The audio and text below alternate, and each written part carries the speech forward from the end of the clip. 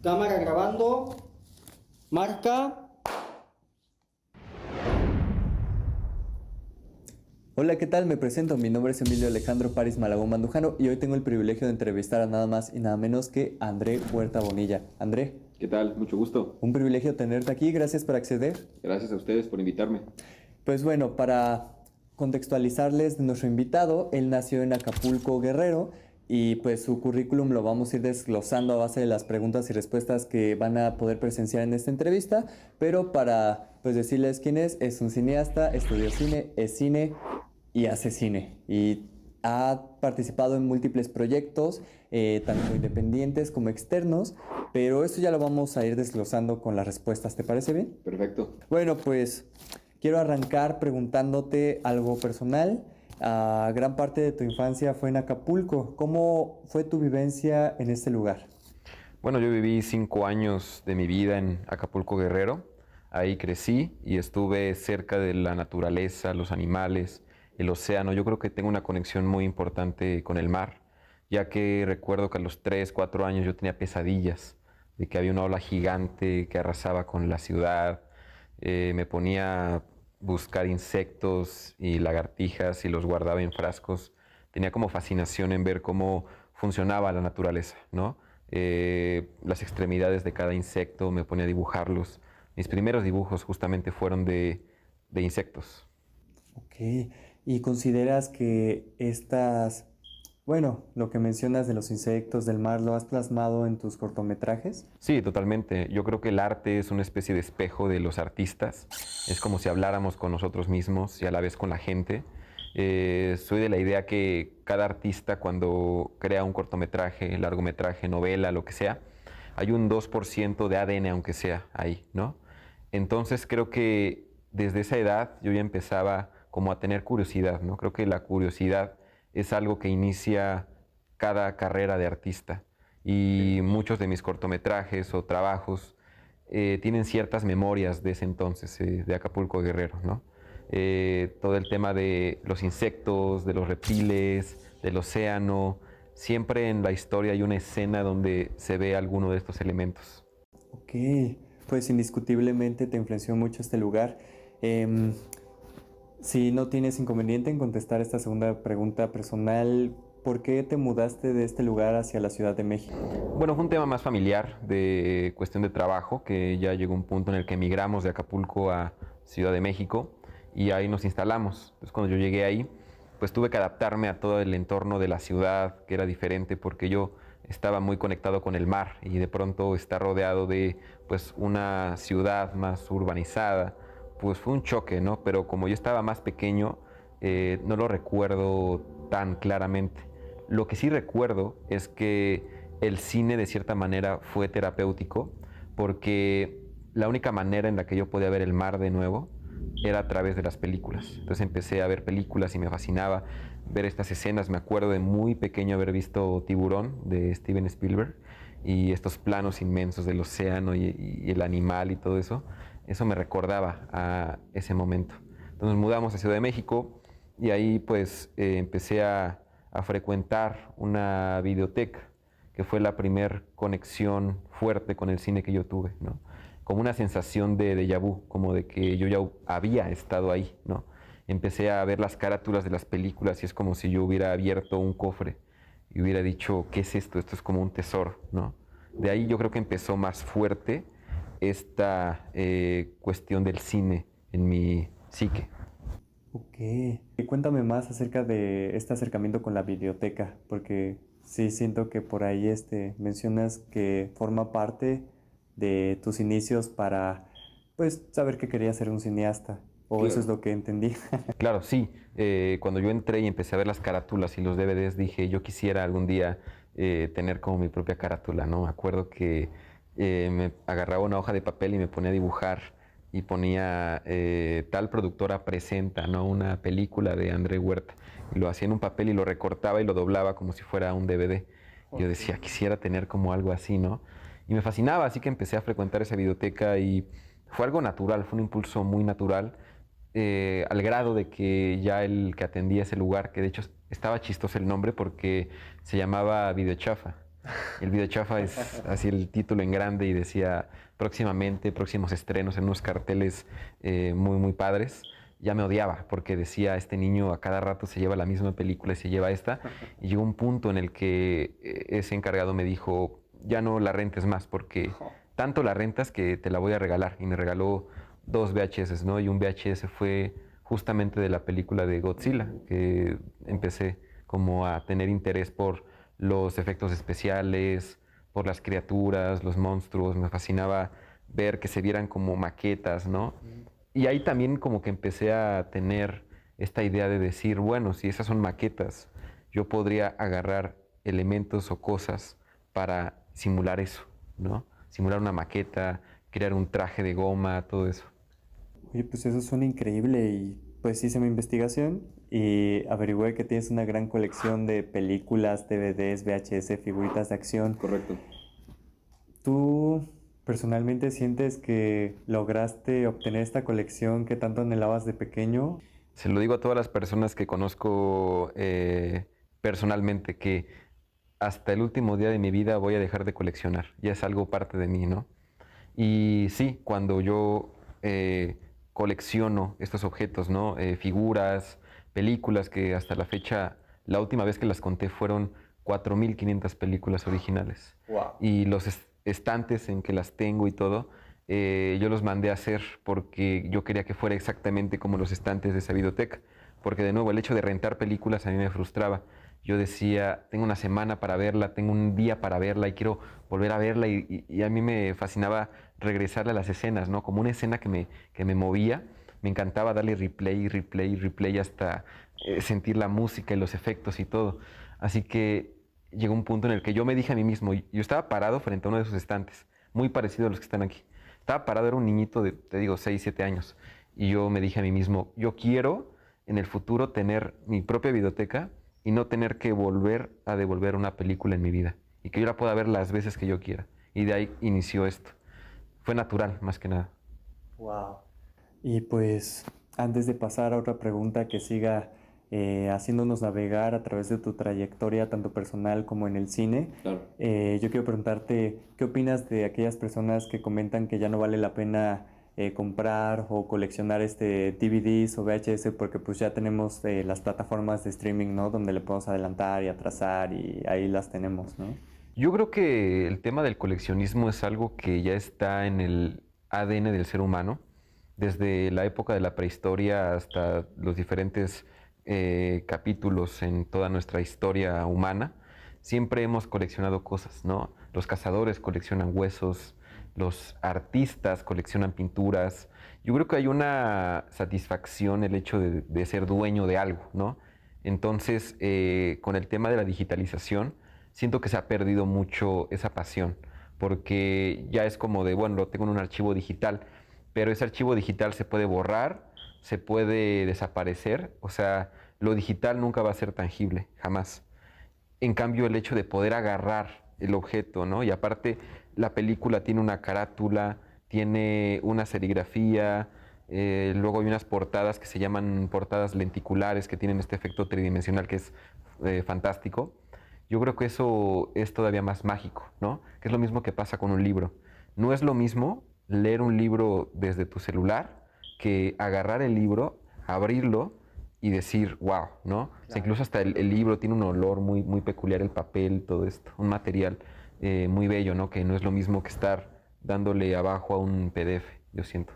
Y pues aludiendo a otro punto de tu vida, tú me comentaste en la preentrevista que a los 6 años, si me equivoco me corriges, pero a los 6 años tú le pediste a tu mamá como un regalo de Reyes una cámara y de ahí empezaste a grabar tus primeros proyectos caseros de ciencia ficción y de terror.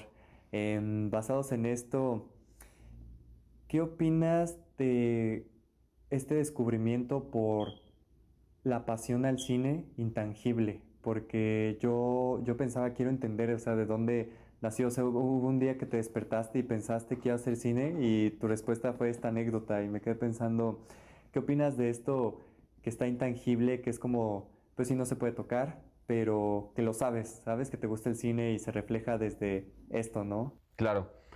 Creo que es una respuesta que yo igual sigo buscando. No hay un detonante, o sea, no es como de que fui al cine y vi tal película y dije quiero ser cineasta. Creo que es algo que yo ya tenía desde dentro, porque yo tenía 6 años y en una carta de Reyes, fue de Reyes Magos, escribí a puño y letra, quiero una videocámara. O sea, como que naturalmente lo escribí y se lo pasé, ¿no? Pues a mis papás y a los Reyes me trajeron la cámara, ¿no? Y pues cuando la vi fue el momento más mágico que yo haya recordado. O sea, me acuerdo de esas cámaras que abres el visor, ¿no? Y tiene como una correa, ¿no? De estas cámaras clásicas, un diseño clásico. Y en cuanto yo empecé a darle regrabar al botón y en un papelito escribí dirigido por André Huerta, creo que fue una sensación muy, muy mágica de decir, yo hice esto, ¿no? Creo que es algo que se ha perdido con gran parte de los cortometrajes o trabajos que hacemos, que no nos gusta verlos, pero tienes que recordar que es algo que tú hiciste, sea perfecto, imperfecto, tenga errores, detalles. Creo que lo más mágico es tener ese orgullo de decir yo lo hice, ¿no? Desde ahí, yo creo que esa sensación de ver la cámara, porque esa misma noche que abrí el regalo y todo eso, grabé una película muy pequeña, así con figuras y plastilina y todo. Sí, sí, sí. Aún la recuerdo. De hecho, yo actué ahí porque pues, era yo nada más y me puse una máscara de hockey y le dibujé como unos símbolos extraterrestres, ¿no? Como que yo era un extraterrestre. Y ahí andaba corriendo en la casa y toda una historia y me armé con ese cortometraje. Bueno, pues para pasar a tu yo de 11 años, ¿puedes mencionar algunas cosas que forman parte de tu colección personal, películas, pósters y así? Claro, sí. Bueno, de películas tengo de género, fantástico y de terror. Son películas que son difíciles de conseguir, ya que me encanta lo que es la cacería moderna, ¿no? Y he hablado con personas en el extranjero buscando tal película de tal portada en Argentina, en Estados Unidos, todo importado, ¿no?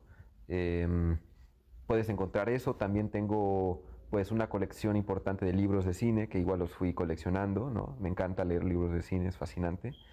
Y también vas a encontrar figuras de acción de diferentes películas de ciencia ficción. Algunas están en su empaque original, otras están abiertas y las tengo en repisas, ¿no? Yo creo que yo intento hacer una conexión entre, porque todo eso lo tengo en mi cuarto. Mi cuarto es como un museo. Y ese museo es como mi lugar de creatividad. O sea, el cuarto es lo más sagrado que tengo, donde me encierro y escribo y dibujo y todo. Y todo lo que me inspira de ese cuarto lo traduzco a la obra. Entonces intento que tenga una relación un tanto espiritual. Mi obra conmigo, con mi pasado y el entorno que me rodea, ¿no? De hecho, cuando yo trabajaba en una institución de cine y tenía mi escritorio, yo en ese escritorio, como me la pasaba gran parte del día, yo me llevé objetos de mi cuarto para ponerlos alrededor como si fuera una ofrenda, como que necesito yo estar rodeado de objetos que me inspiren para poder escribir. Ok, muy interesante y qué padre que Gracias. puedas plasmar pues, todo eso, ¿no? Llevarlo de tu cuarto a un escritorio y llenar de espíritu pues, tus cortos con todas estas características. Y es muy bien. Y oye, ¿si te enojas si alguien así de la nada te abre una caja, no sé, de una figura de depredador o algo así? No, fíjate que no, yo tengo una filosofía sobre eso, la cual es, yo creo que cuando una figura de acción, un libro, o el objeto que tú quieras, se rompe o se daña, eso lo hace único. Por eso muchas de mis figuras están hasta un tanto rotas, ¿no? Y en vez de frustrarme como el típico coleccionista que dice, se metieron con mi figura, yo lo veo como algo padre porque ese daño que tiene no lo va a tener ninguna de las otras reproducciones de la figura. He tenido aquí para decirle a los espectadores el privilegio de ver múltiples cortos de pues el gran Andrew y ahorita les vas a hablar más de ellos, pero pues me asaltó una curiosidad mientras respondiste y es, ¿consideras que tus personajes tienen justo esas características de personas rotas pero que son valiosas, como lo que mencionaste con las figuras, o eso ya es otro show? Totalmente, totalmente. Tanto mis protagonistas como mis antagonistas son personajes que están rotos de cierta manera, ¿no? Yo creo que la imperfección es lo más bello que existe en el planeta Tierra. Para mí la perfección es algo que me da mucho miedo, mucho temor, porque es no poder hacer nada y estar atado a una etiqueta o atado a un concepto y es terrible, ¿no? Es como una cárcel mental. En cambio, la imperfección es lo más genuino que existe en este planeta, ¿no? Y por eso siempre pongo que mis personajes se equivocan, dicen mentiras, hacen travesuras, todo esto, ¿no? Porque es parte del ser humano, ¿no? También los villanos, o sea, tampoco me gusta poner al villano perfectamente vestido, que dice este speech casi como de general de guerra, no, me gusta que sean personajes complejos, ¿no? Que siempre hago al final de mis historias como esta vuelta, ¿no? De tuerca, ¿no? Narrativamente hablando, en la que el protagonista es capaz de lo peor, o sea, el personaje que es bondadoso hace algo muy malo y el personaje más malo y terrible es capaz de hacer algo muy bueno. Siento que eso es una transformación increíble y que suele pasar en esta vida, ¿no? Yo creo que a veces en los lugares que parecen ser más seguros encuentras algo terrible y en los lugares terribles encuentras belleza, yo creo. Wow. Oye, sin minimizar que todos somos únicos y tenemos nuestras características que pues nos dotan de lo que nos diferencia de los demás. ¿Te han dicho que tienes vibes de Guillermo del Toro? Un poco, sí. Hay cineastas que me inspiran mucho, ¿no? Como Guillermo del Toro, Tim Burton, todos estos cineastas que justamente hablan de estos personajes. Conecto mucho con su arte. Ok. Oye, pues qué buenas influencias, ¿eh? Y algún día apuesto que puedes influenciar también a varias personas, ¿no? Espero, gracias. Bueno, pues siguiendo con tu trayectoria de tu vida personal, y esta te lo voy a leer, a los 11 años tomaste un taller de cine en el CCC, Centro de Capacitación Cinematográfica. ¿Qué consideras, a base de tu experiencia, que es lo más básico que te enseñaron ahí para empezar en la producción cinematográfica? ¿Ok? Lo más básico que me enseñaron son las tres etapas principales de la filmación, que es la preproducción, la producción y la postproducción. Okay. Eso es lo básico. Creo que me enseñaron lo básico del guión, de cómo crear una película y cómo desarrollarla y estrenarla, ¿no? Y realmente lo que me gustó mucho, como éramos pues niños todos en ese taller de cine, era como ese espíritu de queremos hacer un cortometraje. Yo creo que las películas han perdido un poco esa esencia del cine, de esa magia de decirles a tus amigos, vamos a reunirnos y vamos a hacer este proyecto, porque ya se industrializa mucho la obra, ¿no? Creo que eso es lo más importante que me llevé de ahí, también las amistades, es importante tener muy buenas amistades, ¿no? Sinceras, que te ayuden en tus proyectos, que estén ahí, que crean en ellos. Y también he aprendido dos lecciones que nunca se me van a olvidar. Lo primero es que el quehacer cinematográfico es muy básico, es muy sencillo. Agarras una hoja, escribes el guión, agarras la cámara, filmas, editas y estrenas. Es muy básico, ¿no? Lo complejo es lo de atrás, la historia, lo que significa la historia, todo eso. Son cosas que no siempre te hablan en las escuelas de cine, ¿no? Todo este proceso creativo que puede ser tortuoso, este acercamiento con los actores, porque estás sacando emociones, estás trabajando con energías muy, muy particulares. Y creo que nada te entrena para eso, ¿no? Para tu proceso creativo, porque puede haber días de filmación en la que te sientas muy deprimido, que no creas en tu proyecto, y puede haber momentos que tú digas, creo que esto tiene un significado, ¿no? Eso es lo que aprendí ahí realmente, que puedes escribir lo que tú quieras, pero lo complejo del proceso creativo, eso nadie te lo va a enseñar y eso es algo que tú tienes que aprender. Pues para aquellos que quieren estudiar cine, recuerden estas palabras. Y pasando, en, en mi opinión, es un momento muy random. Yo me sorprendí, fue como de wow, o sea, y quiero llegar a este punto de que me mencionaste en la preentrevista que participaste como asistente en un capítulo de Héroes del Norte. Correcto. Algunos lo ubicarán, otros no. Es una serie de comedia muy conocida. Bueno, fue muy conocida aquí en México. Visitaste el rodaje de una serie llamada Paramédicos y fuiste a bueno, asististe a diversos castings de comerciales y estuviste a punto de llegar a uno. Perdón que englobe estos tres, No. pero dije es que, wow, o sea, consideraron en un punto de tu vida. ¿Y qué me puedes decir que de cada una de estas experiencias? Ok. De la experiencia de los Héroes del Norte estuvo muy divertido porque era justamente cuando estaba en el CCC y a un lado están los estudios Churubusco. Entonces visitamos ese set y era como de SEO, staff un día, ¿no? Y era como para nosotros súper mágico, ¿no? De, wow, los cables, ¿no? Y la cámara y todo eso. Y entramos al set y estaban grabando un capítulo de esa serie. Y lo que nos pusieron a hacer, me acuerdo, es Ajá. que el capítulo hablaba, es que estoy recordando así todo, así como viene a la mente, Ujú. era sobre que una ballena se tragaba a los personajes. Y era el interior de una ballena y estaba todo hecho con papel maché y unos materiales increíbles. Wow. Y nos pusieron justamente a pintar papel maché de color rojo para pegarlo y simular la pared de la ballena. Y ahí los conocimos a los actores y todo fue muy padre, ¿no? Y todo lo que es el quehacer cinematográfico, ¿no? La cámara, cómo cada departamento está en su, em, pues en su área. Pero sí, lo mágico fue el poder haber tenido contacto con todo este mundo, ¿no? Wow. Y Ajá. luego, y luego en la serie de paramédicos, ahí fue un poquito más sencillo, realmente fui nada más a ver. Ok. Y algo que aprendí es que podías usar un dolly como una silla de ruedas, como un dolly, ¿no? Que el dolly es esta herramienta cinematográfica, ya que había una escena donde entraban los paramédicos en un estudio, ¿no? Abrían unas puertas y entraban y todo, y como no tenían como suficientes recursos, usaron una silla de ruedas. Y eso es algo que siempre Ok. se me quedó grabado, de que si no tengo un dolly, puedo usar una silla de ruedas. Y del casting, ahí estaba todavía más pequeño, pero sí hubo una época en la que fui a varios castings y en uno era, no me acuerdo de qué marca de chocolate, pero la razón por la que no me quedé es porque tenía el cabello más corto. Ese fue el único detalle. Ah, ¿en Sí, serio? después la encargada del casting me dijo, tú te ibas a quedar, pero solamente por tu cabello y tu corte no quedaste. Wow. Y los otros también, o sea, los otros castings de comerciales tenían como muy específicos esos requisitos o cada casting para comercial era como distinto, ¿no? Tenía sus, em, pues sí, vaya, sus diferentes parámetros. Cada uno era distinto, cada Ok. uno era diferente.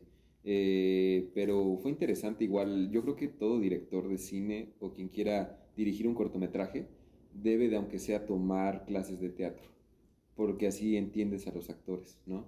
A veces siento que hay directores que tratan a sus actores como de una manera no tan importante, Mm. pero sí tienes que ponerte un poco en sus zapatos, ¿no? En la preparatoria estuve en un CEDAR también y tomé taller de teatro, tuve un mentor muy importante mío y justamente nos enseñó a todo este trabajo de personaje que nos ayuda para ponernos en los zapatos del actor. Porque a un actor no puedes saturarlo de instrucciones. O sea, Mm. no puedes decirle, entras a esta puerta, abres esto y sientes depresión, pero luego sientes felicidad, pero ya estás triste otra vez. No, tienes que decirle instrucciones muy específicas. Una emoción en la que tenga que trabajar. Pero también tú abrirte a que el actor te proponga. A mí me gusta mucho que mis actores o actrices me desafíen, que me Ok. digan, siento que esto no está funcionando. Cuando me dice alguien en un set de rodaje que esto no está funcionando, es lo mejor que me pueden decir, porque siento que a veces tu mismo ego como artista te ciega de cosas que pueden quedar mucho mejor. Creo que hay que escuchar más al crew en general. A tus 15 años, ¿cómo te sentiste al representar en Londres, no en México, en Londres, a tu escuela y de paso actuar como el protagonista que, por cierto, interpretó nada más y nada menos que al Doctor Who? Sí. ¿Cómo fue todo ese proceso, Andrew? Pues fue de una manera muy divertida. Fue una experiencia en Londres muy bonita. Descubrí una ciudad increíble, un clima padrísimo y fue creo que el primer acercamiento que yo tuve con la actuación, que un maestro de inglés que yo tenía, pues como que me veía muy fanático del cine y todo esto. Y me dijo, oye, estamos armando una obra de teatro que se llama Doctor Who. Sí conocí un poco la serie en ese entonces porque pues veía mucha ciencia ficción y me dice, ¿quieres ser el protagonista? Yo le dije, sí, claro. Y estudié mis líneas y todo, y fue una experiencia muy padre, ¿no? Creo que eh, a esa edad el de enfrentarte al escenario es algo que ya después vas a agradecer, porque creo que enfrentarte a que muchas personas te estén viendo y a la improvisación enfrente de las personas, porque una obra de teatro, a diferencia del cine, es el tiempo transcurre al mismo tiempo que el del público y pueden haber incidentes, puede ir la luz, te puedes tropezar, pero esa capacidad de improvisación, esa capacidad de seguir adelante, creo que es algo que aprendes, ¿no? Porque me acuerdo que el Doctor Who en la historia viajaba entre el tiempo y todo eso, y de pronto aparecía uno de estos dragones chinos, eran los compañeros que estaban llevando el dragón chino, y Ok. atrás de la hora, ¡paz! Que se tropiezan. Y pues todos nos tuvimos que matar la risa porque sí estuvo chistoso, ¿no? Cómo fue que se tropezaron y tal, y se levantaron y como si nada, ¿no? Y yo creo que fue una experiencia no tan larga, o sea, fueron 2 semanas que estuve en Londres, pero muy padre. Wow, suena una experiencia muy memorable. Sí, lo fue. Y pues avanzamos en el tiempo y llegamos a tu colaboración con la revista Zaraguato y tu ingreso a la preparatoria CEDAR, que ya la mencionaste previamente. ¿Cómo fue para ti colaborar en esta revista escolar? Bueno, en la preparatoria me pasó algo interesante, que fue cuando más allá del cine descubrí que me gustaba mucho escribir, yo creo. Como tenía tan pocos amigos y era como más introvertido, me di cuenta que no podía tener tantos personajes en mis historias. Oh. Y después dije, la verdad voy a mejor dedicarme a escribir guiones y escribir un chorro de historias. Y me metí al taller de literatura del CEDART y tenía una revista que se llamaba Zaraguato, que era como de publicar artículos como de arte y todo esto. Ok. Y fue cuando empecé como a escribir por primera vez como creativamente, ¿no? Pero también me enfrenté como a que la gente misma leyera lo que yo estaba haciendo, que es algo fuerte, ¿no? Para el artista, yo creo que soltar tu obra y enfrentarte a la cruda realidad que tal vez no quedó tan bien como tú creías o así, fue como el primer enfrentamiento que yo tuve con toda la cuestión del análisis de más personas, ¿no? Y ahí pues empecé a escribir cuentos cortos y hacer unos dibujos, y era padre mostrarlo, ¿no? Como por fin Ok. sacarlos de la mente. Estás filmando un cortometraje llamado Bleak y yo conozco algunos cortometrajes previos a Bleak como Uterus, em, La Piedra de Aura Oscura, pues, ah, Promesas de Cristal. Claro.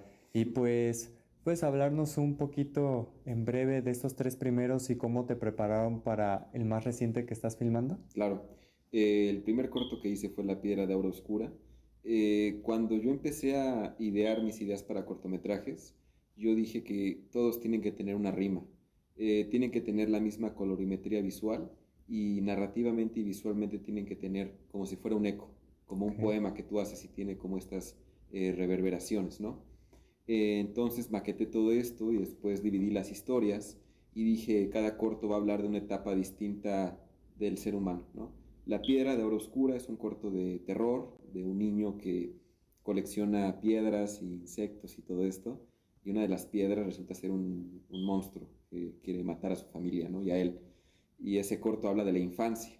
Luego vino Úterus. Úterus habla de esta chica adolescente que se embaraza sin explicación alguna, y resulta que este ser que tiene dentro de ella es un ente maligno que la hace ser adicta a la sangre, ¿no? Habla de la adolescencia, de las inseguridades de la adolescencia, y luego Promesas de Cristal habla de las traiciones, y Bleak habla del final, ¿no? Porque Bleak es un corto más realista, sin un elemento tan fantástico, que habla sobre la depresión, sobre los traumas del pasado, sobre el final. Bleak se siente más como un tercer acto de todos estos cortometrajes. Y cada uno voy aprendiendo algo distinto, ¿no? En el primero, yo creo que lo que aprendí a hacer es a cuidar la imagen. Luego en Úterus aprendí a trabajar más con mis actores, a saber cómo acercarme a ellos. Ok. En Promesas de Cristal aprendí a ser rebelde con la cámara, a simplemente dejar que la cámara fluya y las actuaciones fluyan, sin ser tan rígidos. Siento que de esa manera obtienes a veces cosas más sinceras, ¿no? O sea, Promesas de Cristal es totalmente un cine muy rebelde. Y en Bleak es un poco lo que aprendí en cada uno de los cortos. Es como, pues, una conjunción de todo. Wow. ¿Y hay planes para la proyección de la mayoría de ellos? Sí, pues uno ya se proyectó en la Cineteca Rosalío Solano, junto con el tráiler de Úterus. Ok. Salió La Piedra y después se estrenó el tráiler de Úterus. Y posteriormente quisiera incluirlos en más festivales. Actualmente están en postproducción, ¿no? Que la postproducción es una chamba increíble. O sea, respeto mucho a los editores, porque editar, limpiar audios, todo esto es algo increíble, no es tan fuerte, yo creo, como el que hacer en un set de filmación. Ok. Entonces cada uno está en postproducción, Blick está en filmación, y ya veremos posteriormente poder mostrarlos y seguirlos distribuyendo. Bueno, pues quiero estar ahí para presenciarlos y ya para ir cerrando, bueno, contexto, para esta etapa de tu vida ya estás en Querétaro y tengo dos últimas preguntas para cerrar. La primera es, ¿cómo fue una vez más mudarte, pero ahora aquí a Querétaro? Y la segunda es, me comentaste que vas a abrir una productora llamada Big Blue Camera. Quiero, está en proceso apenas, todavía muy por abajo, pero estamos en proceso de eso. Perfecto. Bueno, para ir cerrando en la primera, ¿cómo fue mudarte aquí en Querétaro? Fue como, yo creo que intento ver todo con cierta filosofía y espiritualidad. Y yo creo que la vida constantemente es un cierre de ciclos, ¿no? Por algo me fui de Ciudad de México, por algo llegué a Querétaro. Y creo que lo que me tocó en Querétaro es filmar todo lo que yo escribí en Ciudad de México. Porque Ok. cuando iba a la preparatoria yo escribía pues historias, cuentos cortos para Zaraguato. Y si tú lees las historias que yo subía a esa revista, que por allá de estar todavía, espero, si no ya valió. Em, Hay cosas que veo que están en úteros, cosas de la piedra, como así los primeros esbozos de esos cortos están ahí. Ok. Yo creo que lo que vine a Querétaro es a practicar, a entrenar la cámara, a entrenar todo esto, ¿no? Y no sé qué me depara el futuro, pero por el momento siento que sigo en entrenamiento. Como que necesito yo encerrarme mucho tiempo, meses o años para crear. Ya después que yo tengo todo creado es cuando salgo y lo muestro, ¿no? Cuando siento yo que está listo. Siento yo que el cine es como el vino. O sea, mientras más lo dejes reposar, las ideas, todo, después son mucho mejores, ¿no? Ok.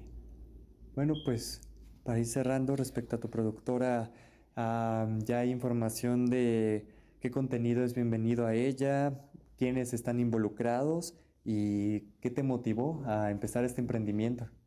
La rebeldía. Porque en cuanto hice Promesas de Cristal, que es un cortometraje que yo hice con las ganas de agarrar una cámara y a mis actores y con luz natural irnos a un parque y filmar y seguir filmando y las actuaciones y todo fluyera, casi casi les dije no vean los diálogos. Fue como algo, un proceso que me gustó repetir en Blick y me di cuenta que funciona realmente. O sea, hacer una casa productora, aunque sea por el momento pequeña, pero en el que se reúnan un grupo de personas, maquetar un guión, producirlo, editarlo, nos reunimos la siguiente semana, maquetamos el guión, producirlo, editarlo. Yo creo que para ser cineasta tienes que seguir produciendo. Sea bueno o malo, tienes que ir entrenando, porque de esa manera te vas dando cuenta de tu estilo, de tus pros, contras, todo eso. Pero creo que lo importante es seguir haciendo cine sin detenerte. Porque si te detienes y nunca hiciste algo con una cámara, pues de qué sirvió que te consideraras cineasta, ¿no? Es como un músculo que no ejercitas. Por eso mismo quiero como seguir produciendo, aunque sean cosas pequeñas, pero seguir haciendo, tener un orden en eso. Ok. Bueno, pues mucho éxito con este proyecto, con las proyecciones también de tus cortos, que los sigamos viendo. Y muchas gracias por tu tiempo y por hablarnos de toda esta trayectoria y de este proyecto. Muchas gracias a ti, Emilio. Un gusto. Un placer. Gracias por sintonizarnos.